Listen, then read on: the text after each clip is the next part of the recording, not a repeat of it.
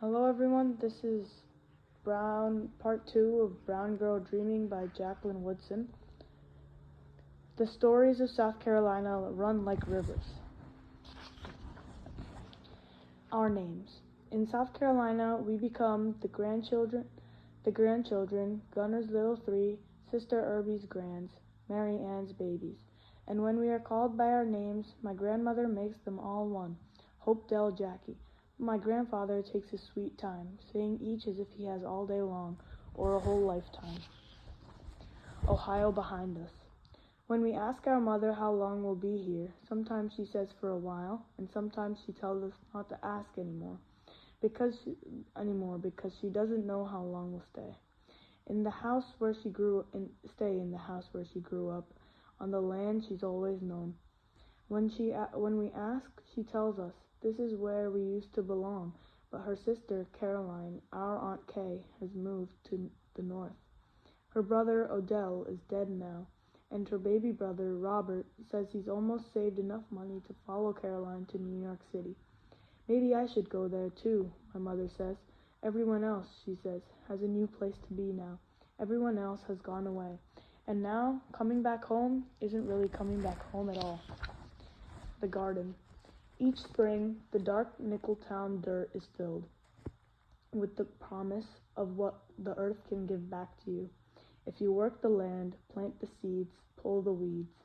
My southern grandfather missed slavery by one generation. His grandfather had been owned. His father worked the land from dawn till dusk for the promise of cotton and a little pay. So this is what he believes in. Your hands in the cool dirt until the earth gives back to you and to you all that you've asked of it. Sweet peas and collards, green peppers and cukes, lettuce and melon, berries and peaches, and one day, when I'm able, my grandfather says, I'm gonna figure out how to grow myself a pecan tree. God gives you what you need, my grandmother says. Best not to ask for more than that. Humph, my grandfather says, and goes back to working the land, pulling from it all we need, and more than that. Gunner's children. At dusk, just as the fireflies flicker on, my grandfather makes his way home. We see him coming slow down the road, his silver lunchbox bouncing soft against his leg. Now, as he gets closer, we hear him singing. Where will the wedding supper be? Way down yonder in a hollow tree. Good evening, Miss Clara. Evening, Miss May. How's that leg, Miss Bell? What you cooking, Aunt Charlotte? You thinking of making me something to eat? His voice ringing down Hall Street, circling down the roads of Nickeltown, and maybe out into the big wide world. Maybe all the way up in New York. Aunt Kay's hearing it and thinking about coming on home. Then he is close enough to run to, the three of us, climbing him like a tree until he laughs out loud. We call him Daddy. This is what our mother calls him. This is all we know now. Our daddy seems taller than anyone else in all of Greenville. More handsome, too. His square jaw and light brown eyes, so different from our own. Narrow faces, dark-eyed selves. Still, his hand is warm and strong around my own. As I skip beside him, the wind blowing up around us, he says, y'all are Gunner's children. Just keep remembering that. Just keep remembering. This is the way of Nickeltown evenings. Daddy coming home, me jumping into his arms, the others circling around him, all of us grinning, all of us talking, all of us loving him up. At the end of the day, there are white men working at the printing press beside Daddy, their fingers blackened with ink so that at the end of the day, palms up, it's hard to tell who is white and who is not. Still, they call my grandfather Gunner, even though he's a foreman, and it's supposed to be called Mr. Irby. But he looks the white men in the eye, sees the way so many of them can't understand, a colored man telling them what they need to do. This is new, too fast for them. The South is changing. Sometimes they don't listen. Sometimes they walk away. At the end of the day, the newspaper is printed, the machines are shut down, and each man punches a clock and leaves. But only colored folks come home to Nickeltown.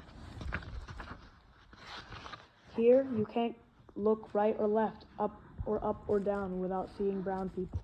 Colored town, brown town, even a few mean words to say where we live. My grandmother tells us it's the way of the South. Colored folks used to stay where they were told that they belonged, but times are changing, and people are itching to go where they want. This evening, though, I'm happy to belong to Nickeltown.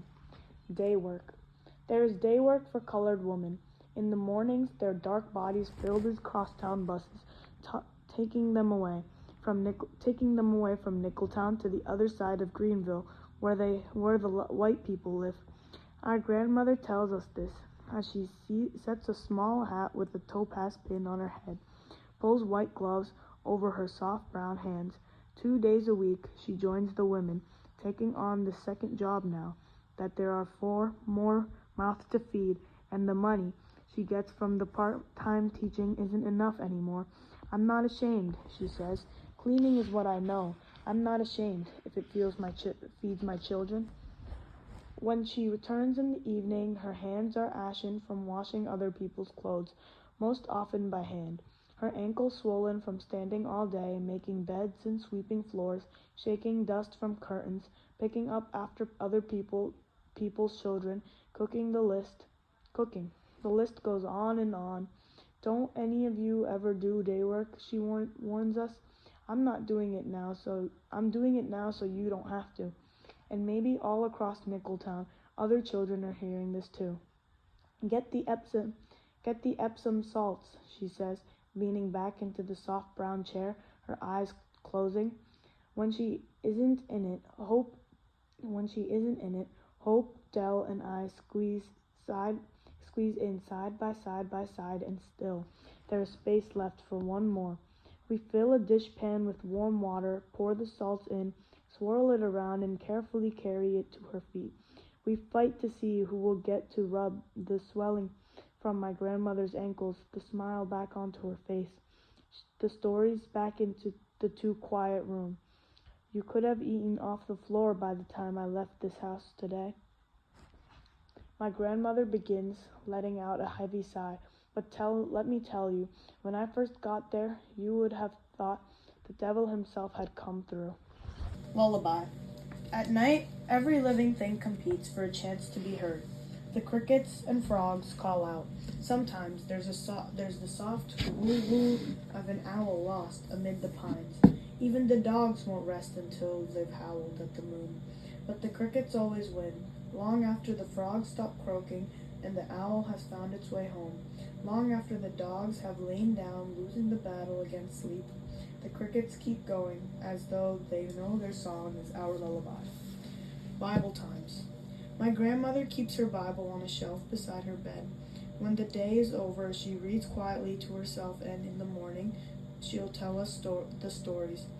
How Noah listened to God's word, pulled 2 of each animal inside his ark, waited for the rains to come, and floated safely as the sinners drowned. It's morning now, and we have floated safely through the Nickeltown night. Our evening prayers, Jehovah, please give us another day, now answered. Biscuits warm and buttered stop halfway to our mouths. How much rain did it take to destroy the sinners? What lies did they tell to die such a death? How loud was the rain when it came? How did Noah know that the cobra wouldn't bite, the bull wouldn't charge, the bee wouldn't sting? Our questions come fast, but we want the stories more than we want the answers. So when my grandmother says, "Hush so I can tell it," we do. Jacob's dream of a ladder to heaven, and Jesus with the children surrounding him. Moses on the mountain fire, burning words into stone. Even Salome intrigues us, her wish for a man's head on a platter. Who could want this and live to tell the story of that wanting? Autumn is coming. Outside there's the sound of wind through the pine trees, but inside there are stories. There are biscuits and grits and eggs. The fire in the pot-bellied stove already filling the house with warmth. Still we shiver at the thought of the evil Salome. Chew our biscuits slowly. We are safe here, miles and years away from Bible times. The Reader. When we can't find my sister, we know she is under the kitchen table, a book in her hand, a glass of milk, and a small bowl of peanuts beside her.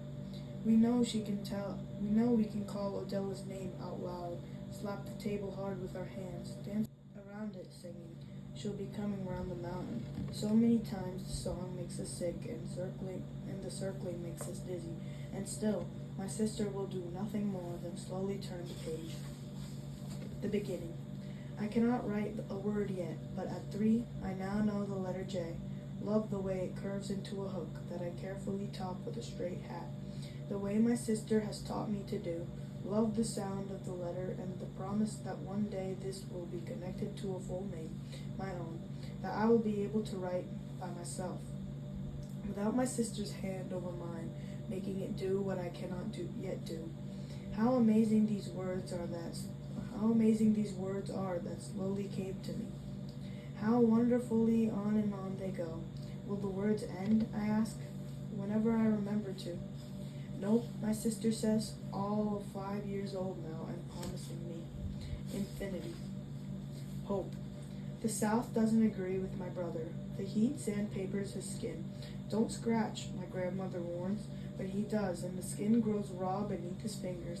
The pollen leaves him puffy-eyed. His small breaths come quick, have too much sound around them. He moves slow, sickly now where once he was strong. And when his body isn't betraying him, Ohio does. The memories waking him in the night, the view from my father's shoulders, the wonder of the Nelsonville house, the air so easy to breathe. You can keep your South, my father had said. Now Hope stays mostly quiet, unless he asks to speak. His head bent inside the superhero comic books my grandfather brings home on Fridays. Hope searches for himself inside their pages, leaves him dog-eared by Monday morning. The South, his mortal enemy. The South, his kryptonite. The almost friends. There's the boy from up the road with the hole in his heart. Some afternoons he comes to sit in our yard and listen to our stories. Our Aunt Kay, we tell him, lives in New York City, and maybe we will too, someday. And yes, it's true. Once we lived in Ohio. That's why we speak the way we do. We don't ask about the hole in his heart. Our grandmother warns us we know better than that. There is Cora and her sisters across the road. One word in my grandmother's mouth. You stay away from Cora and her sisters. Their mother left the family, ran off with their church pastor. Cora and her sisters sometimes sit watching us. We watch them back, not asking what it feels like to not have a mother, because our grandmother warns us we know better than that. There are 3 brothers who live down the road. We know this only because our grandmother tells us. They live inside their dark house all summer, coming out in the evening when their mother returns from work, long after we've bathed and slipped into our summer pajamas, books curled into our arms. These are our almost friends, the people we think about when we're tired of playing with each other. But our grandmother says 3 is plenty, 3 is a team. Find something to do together. And so over and over again we do. Even though we want to ask her, why can't we play with them? We don't. We know better than that. The right way to speak. The first time my brother says ain't, my mother pulls a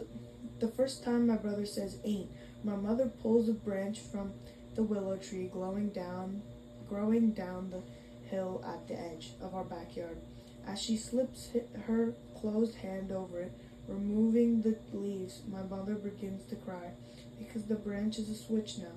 No longer beautifully weeping at the bottom of the hill, it whirs as my mother whips it through the air and down against my brother's legs. You will never, my mother says, say ain't in this house. You will never say ain't anywhere. Each switching is a warning to us. Our words are to remain crisp and clear. We are never to say huh, ain't, or y'all, get, or gonna. Never ma'am, just yes, with eyes, meeting eyes enough to show respect. Don't ever ma'am anyone. In the word too painful, a memory from my mother, of not so long ago, subservient days. The list of what not to say goes on and on. You are from the north, our mother says. You know the right way to speak. As the switch raises dark as the switch raises dark welts on my brother's legs, Dell and I look on, afraid to open our mouths, fearing the South will slip out or into them. The Candyland. On Fridays, our grandfather takes us to the Candy Lady. On Fridays, our grandfather takes us to the Candy Lady's house, even though our grandfather worries he's going to be the cause of our teeth rotting right out of our heads. But my grandfather just laughs, makes us open our mouths to show the strong herby teeth we've inherited from his side of the family.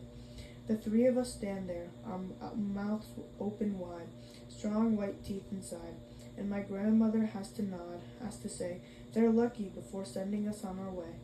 The Candy Lady's small living room is filled with shelves and shelves of chocolate bars and gumdrops, good and plenty, and jujubes, moon pies and Necco wafers, lollipops and long red licorice strings, so much candy that it's hard to choose until our grandfather says, get what you want, but I'm getting myself some ice cream. Then the Candy Lady, who is gray-haired and never smiles, disappears into another room and returns a few minutes later with a wafer cone, pale yellow, lemon chiffon ice cream dripping from it. Outside, even in this late in the afternoon, the sun is beating down, and the idea of lemon chiffon ice cream cooling us even for a few minutes makes us all start saying at once, me too, Daddy, me too, Daddy, me too. The walk home from the Candy Lady's house is a quiet one, except for the sound of melting ice cream being slurped up fast before it slides in past our wrist, on down our arms and onto the hot, dry road. South Carolina at war. Because we have a right, my grandfather tells us, we are sitting at his feet, and the story tonight is why people are marching all over the South, to walk and sit and dream wherever we want. First, they brought us here. Then we worked for free. Then it was 1863, and we were supposed to be free, but we weren't. And that's why people are so mad. And it's true. We can't turn on the radio without hearing about the marching. We can't go to downtown Greenville without seeing the teenagers walking into stores, sitting where brown people still aren't allowed to sit, and getting carried out, their bodies limp, their faces calm. This is the way brown people have to fight, my grandfather says. You can't just put your fists up. You have to insist on something, gently, walk toward a thing slowly, but be ready to die, my grandfather says, for what is right. Be ready to die, my grandfather says, for everything you believe in. And none of us can imagine death, but we try to imagine it anyway. Even my mother joins the fight when she thinks our grandmother isn't watching. Even my mother joins the fight. When she thinks our grandmother isn't watching, she sneaks out to meet the cousins downtown. But just as she's stepping through the door, her good dress and gloves on, my grandmother says, now don't go getting arrested. And Mama sounds like a little girl when she says, I won't. More than 100 years, my grandfather says. More than 100 years, my grandfather says. And we're still fighting for the free life we're supposed to be living. So there's a war going on in South Carolina. And even as we play and plant and preach and sleep, we are part of it. Because you're colored, my grandfather says. And just as good and beautiful and free as anybody. And nobody colored in the South is stopping, my grandfather says, until everybody knows what's true. The training.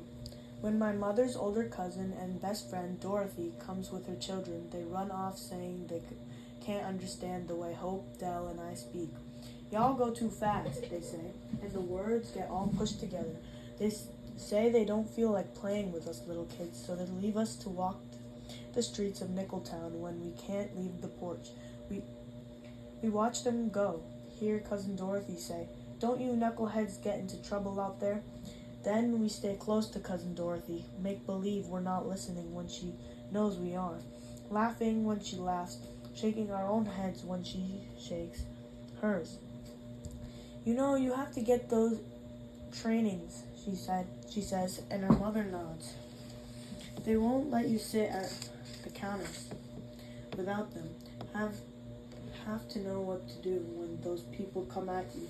She has a small space between her teeth, like my mother's face, and Hope's and Dell's too.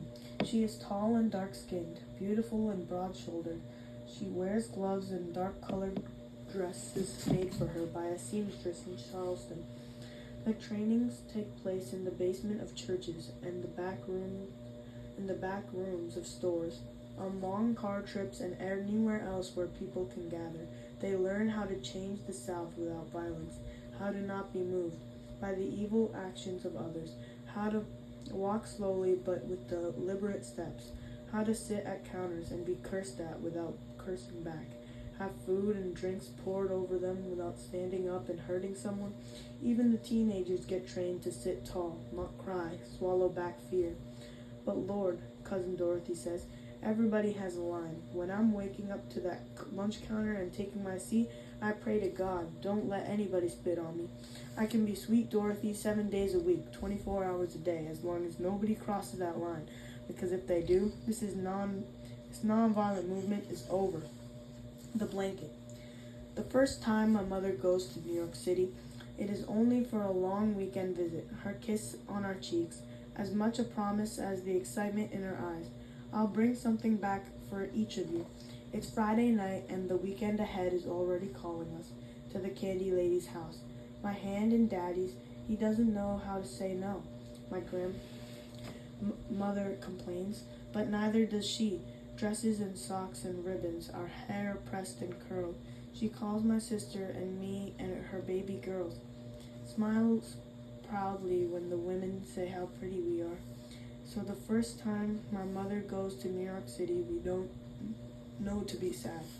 The weight of our grandparents' love like a blanket with us beneath it, safe and warm. Miss Bell and the Marchers. They look like regular people visiting our neighborhood. Miss Bell, foil-covered dishes held out in front of them as they arrive, some in Paris, some alone, some just little kids holding their mother's hands. If you didn't know, you'd think it was just an evening gathering, maybe church people heading into Miss Bell's house to talk about God. But when Miss Bell pulls her blinds closed, the people fill their dinner plates with food, their glasses with sweet tea, and gather to talk about marching. And even though Miss Bell works for a white lady who said, I will fire you in a minute if I ever see you on that line, Miss Bell knows that marching isn't the only thing she can do. Knows that people fighting need full bellies to think and safe places to gather. She knows the white lady isn't the only one who's watching, listening, waiting to end this fight. So she keeps the marchers' glasses filled. Adds more cornbread and potato salad to their plates. Stands in the kitchen ready to slice lemon pound cake into generous pieces. And in the morning, just before she pulls her uniform from the closet, she prays, God, please give me and those people marching another day. Amen. How to listen number 2. In the stores downtown, we're always followed around just because we're brown. Hair night. Saturday night smells of biscuits and burning hair. Supper done, and my grandmother has transformed the kitchen into a beauty shop. Laid across the table is the hot comb, Dixie peach hair grease, horsehair brush, parting stick, and one girl at a time. Jackie first, my sister says. Our freshly washed hair damp and spiraling over toweled shoulders and pale cotton nightgowns. She opens her book to the marked page, curls up in the chair pulled close to the burning stove, bowl of peanuts in her lap. The words in her book are so small I have to squint to see the letters. Hans Brinker, or The Silver Skates, The House at Pooh Corner, Swiss Family Robinson. Thick books. Dog earned from the handing down. Dog-eared from the handing down from neighbor to neighbor. My sister handles them gently, marks the pages with torn brown pieces of paper bag, wipes her hands before going beyond the hard-bound covers. Read to me, I say, my eyes and scalp already stinging from the tug of the brush through my hair. And while my grandmother sets the hot comb on the flame, on the flame, heats it just enough to pull my tight curls straighter. My sister's voice wafts over the kitchen. As the smell of hair and oil and flame settles like a hand over on my shoulder, and holds me there. I want silver skates like hands, a place on a desert island. I have never seen the ocean, but this too. I can imagine blue water pouring over red dirt. As my sister reads, the pictures begin for. As my sister reads, the pictures begin forming as though someone has turned on a television, lowered the sound, pulled it up close. Grainy black and white pictures come slowly at me, deep, infinite, remembering. On a bright December morning long ago, my sister's clear, soft voice opens up the world to me. I lean in, so hungry for it. Hold still now, my grandmother warns, so I sit on my hands to keep my mind off my hurting head, and my whole body still. But the rest of me is already leaving. The rest of me is already gone. Family names. There's James, Joseph, Andrew, Geneva, Annie Mae, William, Lucy, Lucinda, David, Talmadge, my grandmother says. Altogether, my mama gave birth to 13 children. Our heads spin at the thought on the thought of that many brothers and sisters. 3 died as babies, she says, but only a little of the spinning stops. There's Livonia, Montague, Ellis, Halik, Valley, May, Verdi, and Alora on my daddy's side. We can't help but laugh each time our daddy tells us the names of his brothers and sisters. His own name, Gunnar, sends us laughing all over again. Gave their kids names that no master could ever take away. What about Bob or Joe? Hope wants to know. What about John or Michael? Or something real normal like Hope? Hope is not normal, my sister says. Not for a boy. I think your name is a mistake. Maybe they meant to name you Verdi. I'm the great hope of the family, my brother says. Just like Grandpa Hope. Just like Hope the Dope, my sister says back. Keep up the arguing, my grandfather says. I'll take you both down to the city hall.